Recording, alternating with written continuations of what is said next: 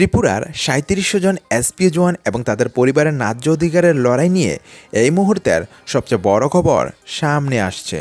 রাজ্যের অন্যতম জনপ্রিয় সংবাদপত্র প্রতিবাদী কলমে ১৮ জুলাই একটি চাঞ্চল্যকর প্রতিবেদন প্রকাশিত হয়েছে, যার মূল শিরোনাম হল এসপিও পরিবারের বৃহত্তর আন্দোলনের প্রস্তুতি।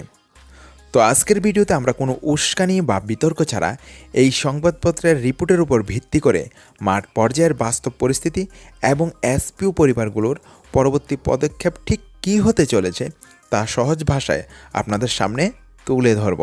তো ভিডিওটি অত্যন্ত গুরুত্বপূর্ণ, তাই না কেটে শেষ পর্যন্ত অবশ্যই দেখুন।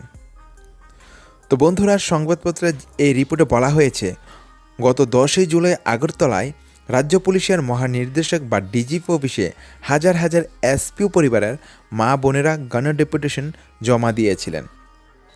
কিন্তু তারপরও রাজ্য সরকারের তরফ থেকে এখনও পর্যন্ত কোনো ধরনের ইতিবাচক সাড়া পাওয়া যায়নি।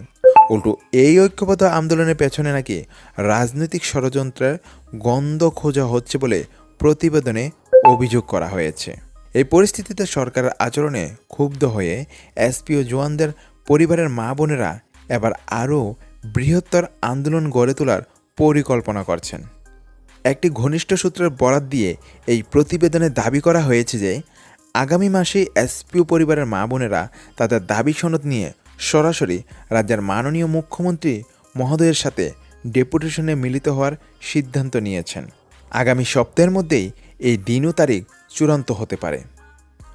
রিপোর্টে দেখুন, এখানে আপনি পত্রিকাটি বা নিউজ পেপারটি ভালো করে দেখুন। রিপোর্টের সবচেয়ে বড় যে আশঙ্কার কথা তুলে ধরা হয়েছে তা হলো, মাননীয় মুখ্যমন্ত্রীর সাথে ডেপুটেশনে মিলিত হওয়ার পর যদি এসপিও জওয়ানদের নিয়মিত করার বিষয়ে কোনো ইতিবাচক প্রতিশ্রুতি বা সুনির্দিষ্ট আশ্বাস পাওয়া না যায়, পরবর্তী সময়ে সড়কপথ নাকি অবরোধ করা হবে বলে এখানে প্রতিবেদনে বলা হয়েছে। ইতিমধ্যেই এই বিষয়ে রাজ্যের প্রতিটি জেলাতেই প্রস্তুতি শুরু হয়ে গেছে বলে এই নিউজ পেপারে বলা হয়েছে। আর যদি সত্যি এই অবরোধের পথ হাঁটতে হয়, তবে আসন্ন শারদ উৎসব বা দুর্গাপূজার প্রাক মুহূর্তে গোটা রাজ্যেই এক অচলাবস্থার সৃষ্টি হতে পারে, যা সাধারণ মানুষের পুজোর প্রস্তুতিকে ব্যাহত করতে পারে। তাই পরিস্থিতি যেন সে পর্যায়ে না পৌঁছায়, সেটাই এখন সবার কাম্য। সংবাদপত্রের এই প্রতিবেদনে আরও কিছু গুরুতর অভিযোগের কথা বলা হয়েছে। দাবি করা হয়েছে যে গত 10 জুলাই আরক্ষা দপ্তরের মহানির্দেশকের অফিসে ডেপুটেশন দেওয়ার পর থেকে নাকি এই আন্দোলনের পেছনে কাদের মদত রয়েছে সেই মুখগুলোকে চিহ্নিত করার চেষ্টা চলছে। এমনকি বিভিন্ন মাধ্যমে এসপিও জওয়ানদের কোথাও কোথাও প্রচ্ছন্ন হুমকি দেওয়া হচ্ছে বলে অভিযোগ করছে, যাতে এই আন্দোলনের আকার আর বৃদ্ধি না পায়।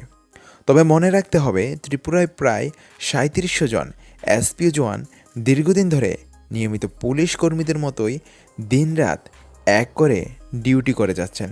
তাই তারা কোনো রাজনীতি নয়, বরং বাজেবার তাগিদে এবং পরিবারের মুখে দুমুঠো ডাল ভাত তুলে দেওয়ার জন্য পুলিশের মতো নিয়মিত স্কেলে বেতন ও ভাতা প্রদানের দাবিতে এই শান্তিপূর্ণ আন্দোলন জারি রেখেছেন।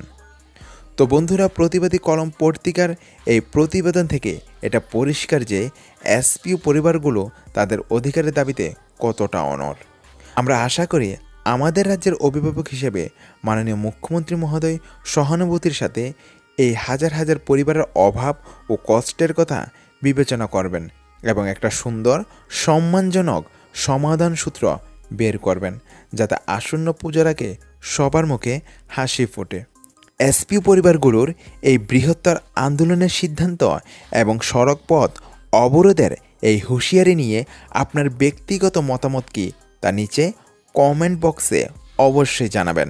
ত্রিপুরার সমস্ত সঠিক খবরের নিখুঁত আপডেট পেতে সবার আগে আমাদের চ্যানেল ত্রিপুরা এসপিও ব্লগস অবশ্যই সাবস্ক্রাইব করে রাখুন। ভিডিওটি সবার সাথে বেশি বেশি করে শেয়ার করে দিন। দেখা হচ্ছে পরের ভিডিওতে। সবাই ভালো থাকুন, সুস্থ থাকুন। জয় হিন্দ, জয় ভারত।